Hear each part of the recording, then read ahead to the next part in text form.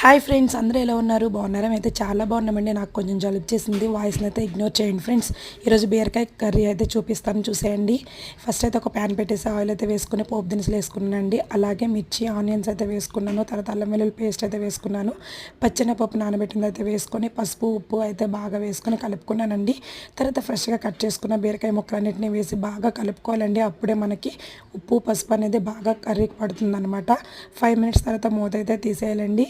మూత తీసేసినాక ఇంకా ఒక టమాటా అయితే కట్ చేసుకొని మధ్యలో అయితే వేసుకున్నానండి. కారం కూడా వేసుకున్నాను అనమాట.